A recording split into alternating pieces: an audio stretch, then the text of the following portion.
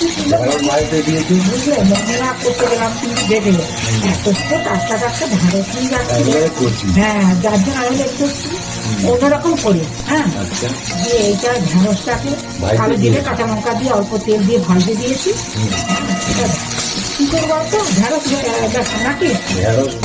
হ্যাঁ, তাহলে ভালো হবে আর কি জিনিসটা রেখে দিয়েছি। আর এই যে বেসনটা জল দিয়ে গুলে রেখেছি, এবার এটাকে দিয়ে ঢেঁড়স বেসন। হ্যাঁ, আচ্ছা হোক। তার গুঁড়ো দিলাম, দিয়ে দিলাম, দিয়ে দিচ্ছি বুঝলে। আচ্ছা, এটাকে অনবরত নাড়তে হবে।